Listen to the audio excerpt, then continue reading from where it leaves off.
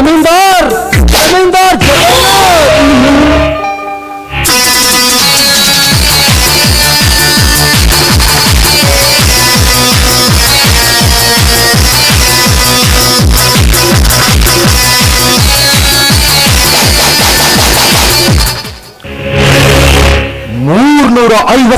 ಊರಿಗೆ ಜಮೀನಿಗೆ ಒಡೆಯನಾದ ಈ ಜಮೀನುದಾರನು ಗುಹೆಯಲ್ಲಿ ಬಂದದ್ದಲ್ಲದೆ ಈ ಜಮೀನ್ದಾರನ ಹೆಸರು ಹೇಳಿ ಕರೆಯುವಷ್ಟು ಸೊಕ್ಕು ಬಂದಿತೆ ನಿನಗೆ. ನೀನು ಶ್ರೀಮಂತ ಶಿವಾದರೇನು, ಸಿಂಹಾದ್ರಿ ಶಿವಾದರೇನು, ಶ್ರೀರಾಯನ ಕೊಡು ಮರ್ಯಾದೆ ಇಷ್ಟೇ. ಲೇ ರಾಯ, ನಾನ್ಯಾರು, ನನ್ನ ಪವರೇನು ಅನ್ನುವುದನ್ನು ಚೆನ್ನಾಗಿ ಅರ್ಥ ಮಾಡಿಕೊಂಡು ಮಾತಾಡೋ. ನೀನ್ಯಾರು, ನಿನ್ನ ಪವರ್ ಎನ್ನುವುದು ನನಗೆ ಚೆನ್ನಾಗಿ ಗೊತ್ತು ಜಮೀನ್ದಾರ. ನನ್ನ ತಂಗಿ ಮೇಲೆ ಕಣ್ಣು ಹಾಕಿದ್ದು ತಪ್ಪಾಯ್ತೆಂದು ಕ್ಷಮೆ ಕೇಳು. ಇರದಿದ್ದರೆ ನಿನ್ನ ಚಂಡ ಕಡಿದು ರಕ್ತದ ಒಬ್ಬಯಾಡುವೆ. 75 ಹಳ್ಳಿಗಳ ಅಧಿಪತಿಯಾದ ಜಮೀನ್ದಾರ ಅಪ್ರಾಲ್ತಿಯಾದ ನಿನ್ನ ತಂಗಿಗೆ ಕಾನೂನು ಕ್ಷಮೆ ಕೇಳಬೇಕೆ? ಆಗ್ಲೇ ಹೊಗೆದು ಅದೆಂದಿಗೂ ಸಾಧ್ಯವಿಲ್ಲ. ಈ ಜಮೀನ್ದಾರ ಒಂಟಿಯನ್ನು ದಾರಿಯಲ್ಲಿ ಸಿಕ್ಕಳೆಂದು ಬಲಾತ್ಕಾರದ ಬಲೆ ಬೀಸಿ ಹಳೆಯದ ಹೆಣ್ಣು ಮಕ್ಕಳು ನಿನ್ನ ಕಾಮದಾಟಕ್ಕೆ ಕರೆದಿಯಲ್ಲ. ಈಗ ಚಂದುಳ್ಳಿ ಚೆಂದಾದ ನಿನ್ನ ತಂಗಿ ಈಶ್ವರಿಯನ್ನು ಹೊರಗೆ ಎತ್ತುಕೊಂಡು ಬರುತ್ತೇನೆ. ನಿನ್ನಲ್ಲಿ ಗಂಡಸ್ತನವಿದ್ದರೆ ಬಂದು ತಡಿಯ.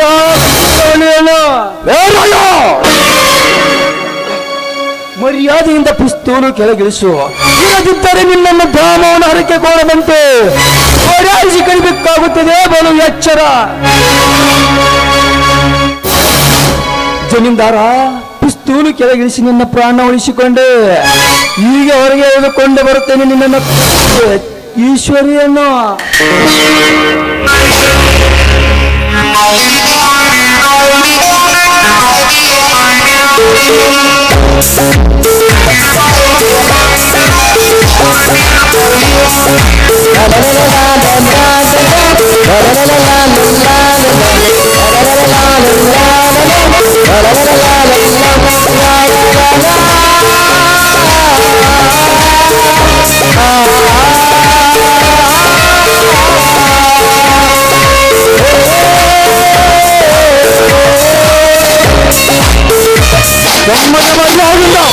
ನನ್ನ ತಂಗಿಯ ಕೈನ ಬಿಟ್ಟು ಬಿಡು.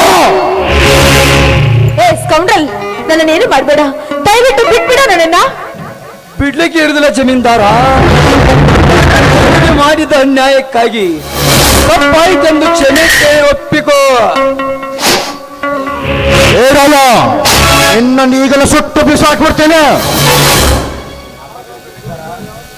ಹಾಗಾದರೆ ಜಮೀನ್ದಾರ, ಯಾರಿಲ್ಲದ ಸಮಯವನ್ನು ಸಾಧಿಸಿ ನನ್ನ ತಂಗಿಯ ಮೇಲೆ ಕೆಟ್ಟಗನ್ನಿಟ್ಟ ಕಾಮದಾಟಕ್ಕೆ ಏರಾಡಿದೆಯಲ್ಲ, ಅದರ ಶೇಡಿಗಾಗಿ ಇಂದು ನಾನು ತಂಗಿ ಈಶ್ವರಿ ಕೆನ್ನಕ್ಕೆ ಮುತ್ತು ಕೊಡುತ್ತೇನೆ.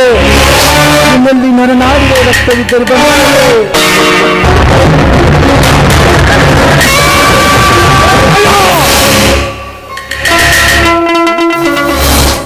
ಮುಚ್ಚಲೇ ಬಾಯಿ. ಇನ್ನೊಂದು ಸಾರಿ ನನ್ನ ತಂಗಿಯ ತಂಟೆಗೇನಾದರೂ ಬಂದ್ರೆ ಈ ರಕ್ತದ ಕಾಲಿನಲ್ಲಿ ಹರಿಯುವುದು ಖಂಡಿತ. ಈ ಗುರಿಗಾರರಾಯನ್ನ ಕುರಿಯಂತೆ ತಲೆ ತಗ್ಗಿಸಿ ನಡೆದರೆ ಧರ್ಮರಾಯ, ಹುಲಿಯಂತೆ ಸಿಡಿದೆದ್ದರೆ ಯಮರಾಯ.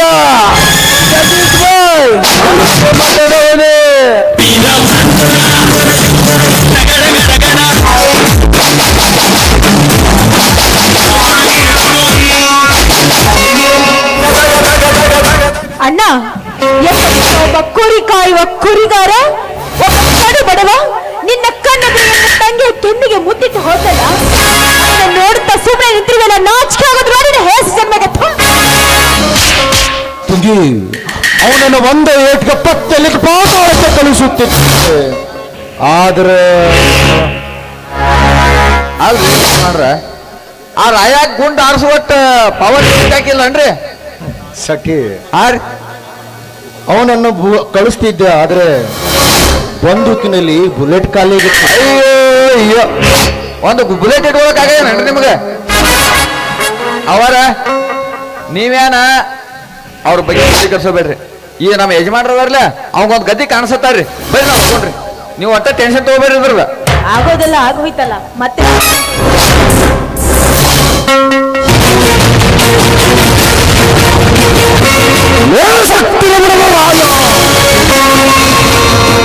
ನನ್ನ ಕಣ್ಣುಗಳಿಗೆ ನನ್ನ ತಂಗಿಯ ಕೆಂದಿಗೆ ಮುಚ್ಚಿಟ್ಟು ಹೋದ ಪುಣ್ಣಿ ಇದರ ಕೇಡಿಗಾಗಿ ಅವನ ತಂಗಿ ಸೀತೆಯನ್ನು ತೆಗೆದು ಅವಳ ಸೀರೆ ಬಚ್ಚಿ ಅವಳ ಶೂಲಹರಣ ಮಾಡದಿದ್ದರೆ ನನ್ನ ಹೆಸರು ಅನಂತ ಜಗನ್ನಾಥನೇ ಅಲ್ಲ.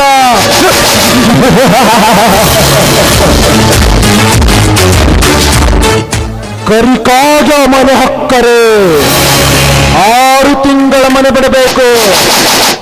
ಈ ಚಮಂಜ ಜಗನ್ನಾಥ ಮನೆ ಹಕ್ಕರೆ ಭೂಗತ ಲೋಕಲ್ಲಿ ಬಿಟ್ಟು ಸಮಲೋಕಕ್ಕೆ ಹೋಗಬೇಕು. That is ಚಮಂಜ.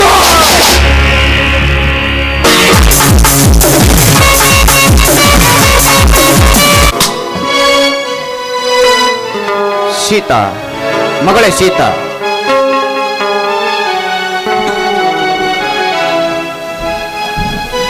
ಅಪ್ಪ ಸಂತೆಗೆ ಹೋದವರು ಈಗ ಬಂದ್ರೇನಪ್ಪ? ಹೌದಮ್ಮ ಈಗ ತಾನೇ ಬಂದೆ. ಹಾ ಮಗಳೇ, ಈ ಸಂತೆ ಚೀಲವನ್ನು ಒಳಗಿಟ್ಟು ಅಲ್ಲಿ ಗಳಕ್ಕಿರುವ ಜತ್ತಿಗೆ ಬಾರ್ಕೊಳ್ಳೋದಿದೆ, ತೆಗೆದುಕೊಂಡು ಬಾರಮ್ಮ. ನಾನು ರೆಂಟೆ ಹೊಡೆಯಲು ಹೊಲಕ್ಕೆ ಹೋಗಬೇಕು. ಆಗ್ಲಿ ಅಪ್ಪ, ತರುತ್ತೇನೆ.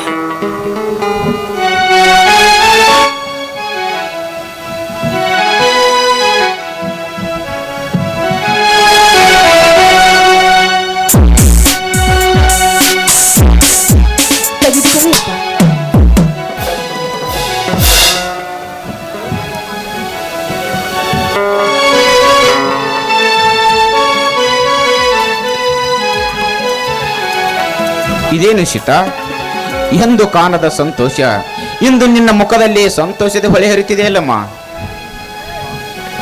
ಅಪ್ಪ, ನಿನ್ನೆ ರಾತ್ರಿ ನಾನು ನಿಮಗೆ ಹೇಳಿವೆ ಎಂದು ನನ್ನ ಹುಟ್ಟುಹಬ್ಬ ಇದೆ ಎಂದು. ಓಹೋ, ಮರ್ತೆ ಹೋಗಿತ್ತಮ್ಮ. ಅದಕ್ಕೆ ಮಾವ ಈ ಒಂದು ಮುದ್ದಾದ ಸೀತಾಳ ಮುಖದಲ್ಲಿ ನಗೆ ತುಂಬಿ ತುಳುಕ್ತಾ ಇದೆ ಮಾಮ, ತುಂಬಿ ತುಳುಕ್ತಾ ಇದೆ. ಹಾ ಹೋಗ್ಲಿ ಬಿಡು ರವಿ. ರಾಯನ ಮಧ್ಯಾಹ್ನ ಊಟಕ್ಕೆ ಬರ್ತಾನೆಂದು ಹೇಳಿದ್ದ, ಇನ್ನು ಮನೆಗೆ ಬಂದಿಲ್ಲವೇ? ಹಾ ಮಾವ, ಬಂದ್ರೆ ಬರ್ಬೋದು, ಇಷ್ಟರಲ್ಲಿ ಬರ್ತಾನೆ.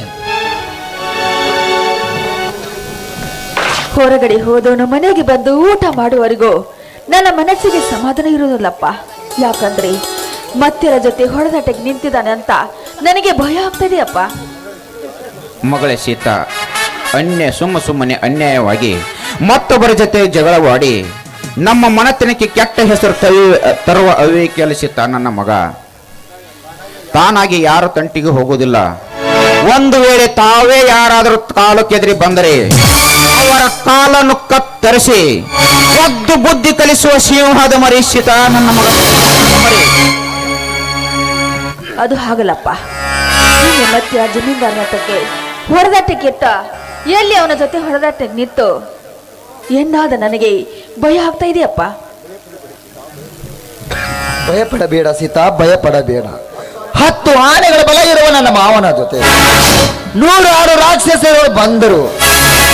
ಆ ರಾಕ್ಷಸರ ಸಿರ ಹರಿದು ರಕ್ತ ಕೊಡುವ ಸೂರ್ಯನಿದ್ದಾರೆ ಮಾವ. ಎಷ್ಟು ಸೂರ ದೂರನಿದ್ದರೂ ಕೂಡ ಮೋಸಕ್ಕೆ ಯಾವುದು ಸರಿಸಾಟಿ ಅಲ್ಲ ಮಾವ. ಸೀತಾ, ಮೋಸ ಮಾಡಿ ಗೆಲ್ಲುವನು ನಿಜವಾದ ತಾಯಿ ರಕ್ತಕ್ಕೆ ಹುಟ್ಟಿದವನಲ್ಲ ಸೀತಾ. ಅವನು ನಿಜವಾದ ತಾಯಿ ರಕ್ತಕ್ಕೆ ಹುಟ್ಟಿದವನಲ್ಲ. ಎದುರಾಗಿ ನಿಂತು ಎದುರಾಗಿ ಹೋರಾಡಿ ಸೂರ್ಯತನದಿಂದ ಗೆಲ್ಲುವನೇ ನಿಜವಾದ ತಾಯಿ ಸೀತಾ. ನಿಜವಾದ ತಾಯಿ ರಕ್ತಕ್ಕೆ ಹುಟ್ಟಿದವನು. ಏನೇ ಆಗಲಿ ನನಗೆ ನಾನೇ ತಿದ್ದಿ ಬುದ್ಧಿ ಹೇಳಿದ್ರೆ ಆಯ್ತು. ಯಾಕಂದ್ರೆ ಅವನಿಗೆ ಏನಾದ್ರೂ ಹೆಚ್ಚು ಕಡಿಮೆ ಆದ್ರೆ ಸಹಿಸಿಕೊಳ್ಳೋ ಶಕ್ತಿ ನನ್ನಲ್ಲಿಲ್ಲಪ್ಪ, ನನ್ನಲ್ಲಿಲ್ಲ.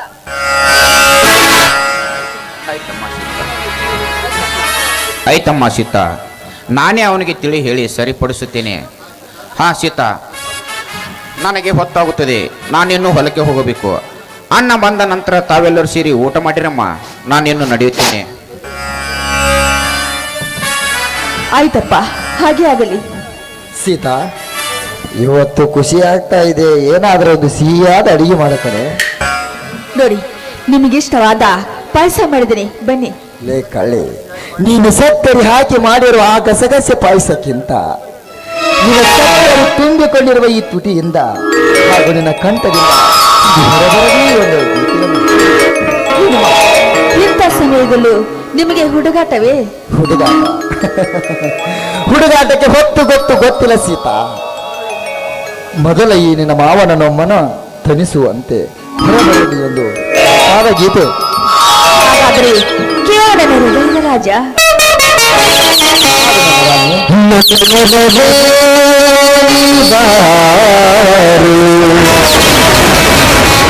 ನನ್ನ ಚೆಲುವೆ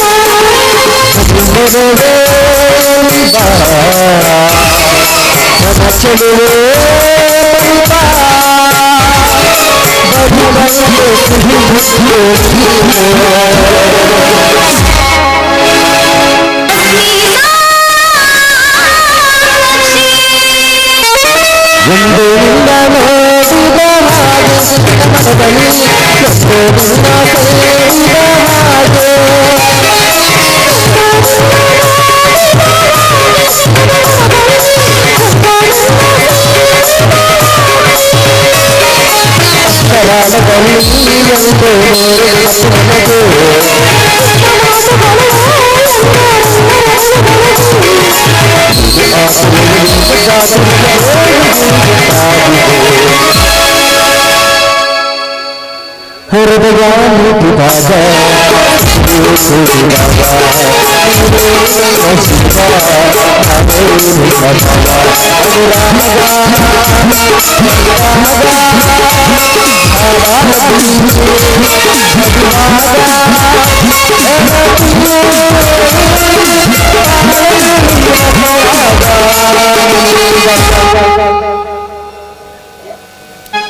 ಸಿಹಿ ಮುತ್ತಿನ ತಾಯಿಗೆ